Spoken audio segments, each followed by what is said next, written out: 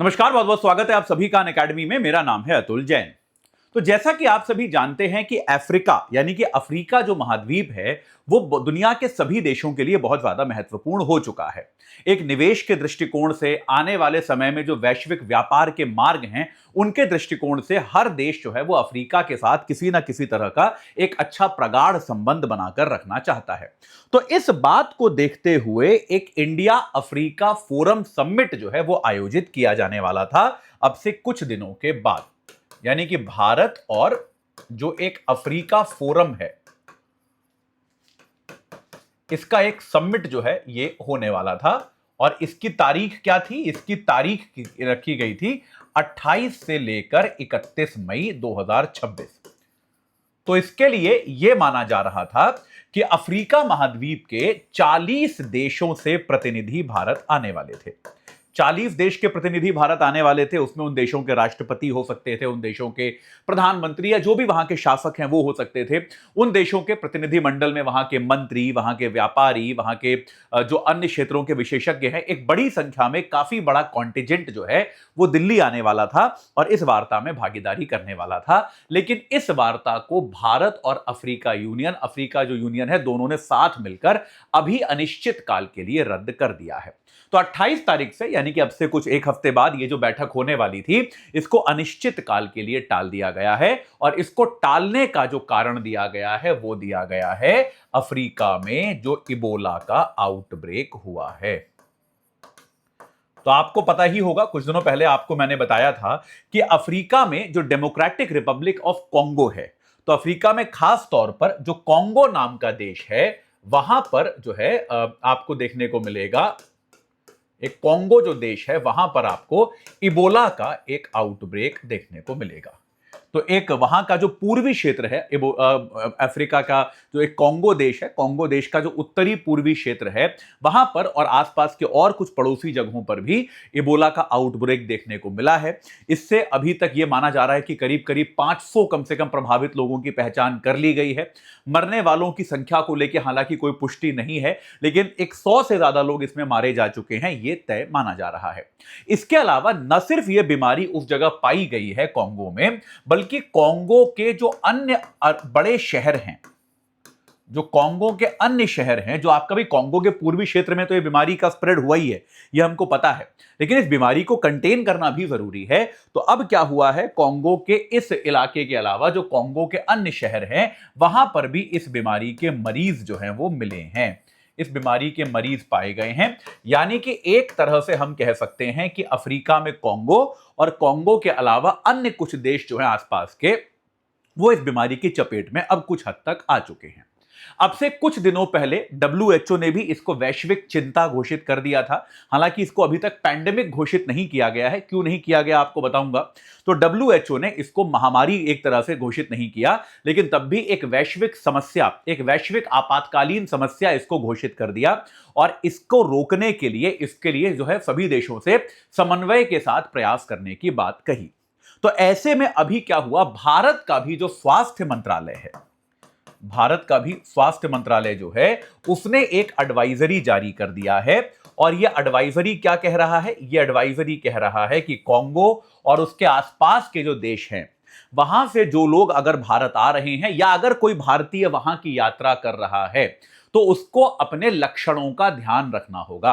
अगर आप वहां गए और वहां से आप वापस आए, आपको बुखार है, आपको गले में दर्द है, आपको जो है शरीर में कहीं से ब्लीडिंग हो रही है, आपको डायरिया की तकलीफ है, अगर आपको इस तरह की कोई प्रॉब्लम चल रही है, आपको मसल्स में दर्द हो रहा है, तो आप एयरपोर्ट पर ही जो हेल्थ सेंटर होता है वहां पर जाएं और डॉक्टर से इबोला की जांच कराएं। अभी आवाजाही पर कोई पाबंदी नहीं लगाई गई है, किसी तरह की रोक नहीं लगाई गई है आवाजाही पर आने जाने पर, लेकिन यह एक जो है भारत सरकार ने एडवाइजरी इशू कर दिया है कि अगर कोई हिंदुस्तानी नागरिक वहां जा रहा है तो उसको इन सारी सतर्कताओं का ध्यान रखना जरूरी है, उसको इन सारी सावधानियों को बरतना आवश्यक हो गया है। यह बात भारत सरकार ने कही है, यह एक एडवाइजरी भारत सरकार ने इशू कर दिया है। अब इस एडवाइजरी के बीच सोचिए, अगर वहां से इतनी बड़ी संख्या में डेलीगेट्स भारत आते, उसमें ऑब्वियसली कॉन्गो के भी लोग होंगे, उसमें और देशों के आसपास के देशों के भी लोग होंगे जहां पर हो सकता है कि इबोला का प्रभाव अभी हो, ऐसा माना जा सकता है। तो ऐसे में अगर इतनी बड़ी संख्या में लोग भारत आएंगे तो इन सभी डिप्लोमैट्स को चेक करना, इनको नियंत्रित करना, इनकी सबकी जांच कर पाना एक लॉजिस्टिकल, एक जो है हैरासमेंट, एक लॉजिस्टिकल बहुत बड़ा प्रॉब्लम क्रिएट हो जाता और उचित भी नहीं लगता, उतना अच्छा भी नहीं लगता कि भाई आपके देश में अतिथि आए हैं, आप पहले उन सबके हेल्थ चेकअप्स कर रहे हैं, तो ये थोड़ा सा एक अशिष्टता का भी एक संकेत देता है। तो भारत ऐसा नहीं करना चाहता था, तो भारत ने अफ्रीकन यूनियन से बातचीत करी और अफ्रीकन यूनियन से बातचीत करके दोनों पक्षों ने इस बात पर सहमति जताई कि वर्तमान परिस्थितियों में सबसे अच्छा कोर्स ऑफ एक्शन यही है कि हम इसको टाल दें, कि ये जो बैठक होने जा रही है इसको हम अगले कुछ समय के लिए टाल दें। तो दोनों पक्षों की सहमति से ये जो आपका इंडियन और अफ्रीकन फोरम जो एक समिट होने वाला था, IFAS इसको बुलाते हैं, इसको आगे के लिए टाल दिया गया है। IFAS जो है इंडिया और अफ्रीका फोरम का जो समिट है, इसकी शुरुआत 2008 में हुई। 2008 में ये पहली बार हुआ, उसके बाद ये 2011 में हुआ और उसके बाद ये 2015 में हुआ। आपको जानकर हैरानी होगी कि 2015 के बाद ये कभी भी नहीं हुआ। 2015 के बाद ये कभी भी नहीं हुआ। इनफैक्ट आप देखेंगे कि इसके लिए भारत की अफ्रीका नीति की कई बार आलोचना भी की जाती है कि भाई भारत जो है, जबकि चाइना और बाकी देश जो हैं वो अफ्रीका पर बहुत ज्यादा फोकस कर रहे हैं, अफ्रीका में निवेश करने की कोशिश कर रहे हैं, अफ्रीका में किसी तरह से अपने जो हित हैं उनको बढ़ाने की कोशिश कर रहे हैं, वहीं भारत ने ये जो समिट है इसको टाल दिया और भारत में पिछले 10 साल से इस समिट को भारत ने नहीं कराया। तो एक करीब 11 साल के गैप के बाद ये समिट होने वाला था, लेकिन अब इबोला के कारण ये समिट नहीं हो रहा है। देखिए इबोला है क्या, एक बार समझ लेते हैं कि इबोला जो है ये एक प्रकार की जूनोटिक बीमारी है। ठीक है, ये पशुओं से मानव में आती है, मानव से पशुओं में जाती है और ये इसके पहले भी एक बार अफ्रीका में फैल चुकी है।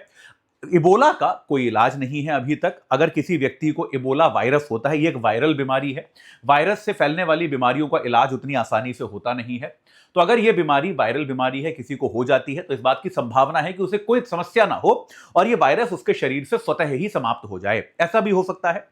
लेकिन अगर ये वायरल किसी को बीमार बनाता है, अगर ये किसी के अंदर बीमारी का विकास करता है, तो ये बीमारी जो है ये काफी अधिक जो है, हम इसको कहते हैं लाइलाज बीमारी है।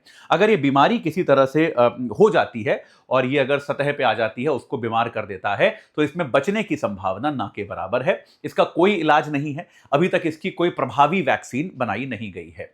बात समझ में आई? इबोला की कोई प्रभावी वैक्सीन अभी तक है नहीं और इसको जो है इससे बचने का कोई माध्यम नहीं है इबोला का। लेकिन तो अब आप में से कुछ लोगों को आ रहा होगा कि लेकिन जब इतनी गंभीर बीमारी है तो हम कोविड जैसा आपातकाल क्यों नहीं घोषित कर रहे, कोविड जैसे हम मेजर क्यों नहीं ले रहे हैं? उसका कारण है कोविड जो है वो हवा से फैलता था, कोविड का विस्तार बहुत आसान था। अगर आप मान लीजिए किसी ने खांसा, छींका, ये सब कुछ किया, तो कोविड जो है उसका विस्तार कैसे होता था? कोविड का विस्तार आपका बहुत आसानी से हवा के माध्यम से हो जाता था, लेकिन इबोला का विस्तार आपका हवा के माध्यम से नहीं होता है।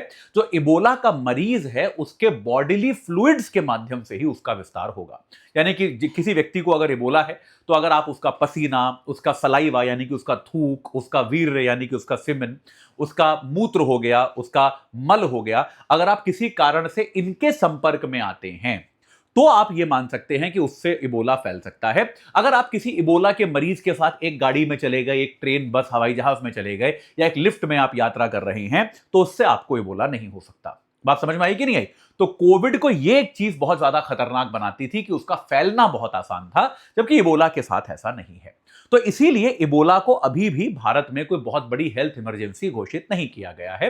इबोला पर तब भी सतर्कता बनाकर रखनी आवश्यक है। इबोला किसी मरीज से केवल तभी फैलेगा जब आप उसके साथ बहुत ही इंटीमेट संपर्क में हो। जैसे अगर किसी मरीज से हो सकता है हेल्थ केयर प्रोफेशनल को फैल जाए, या फिर किसी मरीज से आप ये मान सकते हैं कि उसके परिवारजनों को फैल जाए। ये फिर भी हो सकता है क्योंकि परिवारजन एक घर शेयर करते हैं, बर्तन शेयर करते हैं, बाथरूम शेयर करते हैं, तो आप ये मान सकते हैं कि उनको फिर भी हो सकता है। लेकिन अगर आप सार्वजनिक तौर पर किसी मरीज के साथ आप यात्रा कर लेते हैं तो उससे आपको इबोला होगा, इसकी संभावना ना के बराबर है। ये मतलब नहीं ही है, ना के बराबर भी नहीं, इसकी संभावना नहीं है क्योंकि ये हवा से नहीं फैलता है। तो यही कारण है कि इबोला को लेकर हम लोग अभी उतना ज्यादा, जिसको हम कहते हैं एक प्रकार की आपदा जैसी घोषित कर देना, उस स्तर से हम अभी दूर हैं। लेकिन तब भी भाई कोई भी बीमारी हो और खास तौर पे इतनी खतरनाक बीमारी हो तो उसको लेकर सतर्कता रखना बहुत जरूरी है। और ये सतर्कता रखते हुए भारत और अफ्रीकन यूनियन दोनों ने क्या किया है, जो इंडियन अफ्रीकन फोरम समिट था उसको अभी रद्द कर दिया है। इसकी नई तारीखों की घोषणा नहीं की गई है। मेरे ख्याल से जब ये संकट थोड़ा सा नियंत्रण में आ जाएगा उसके बाद इसकी नई तारीखों की घोषणा की जाएगी। ठीक है, चलिए। तो भाई अगर आप लोग अपनी तैयारी में, यूपीएससी की तैयारी में अनअकैडमी का सहयोग लेना चाहते हैं तो याद रखिए हमारे सब्सक्रिप्शन प्लान जो है वो आप ले सकते हैं अतुल जैन कोड लगाकर। 1.5 साल का सब्सक्रिप्शन 23,000 का है, 2 साल का सब्सक्रिप्शन 27,000 का है, 3 साल का सब्सक्रिप्शन केवल 30,000 का है। इसके माध्यम से आप जुड़ सकते हैं, पूरा प्री मेंस और इंटरव्यू सबकी तैयारी आप इमीडिएटली बहुत ही अच्छी तरह से कर सकते हैं। इस चर्चा से जुड़ने के लिए आप सभी का बहुत बहुत धन्यवाद।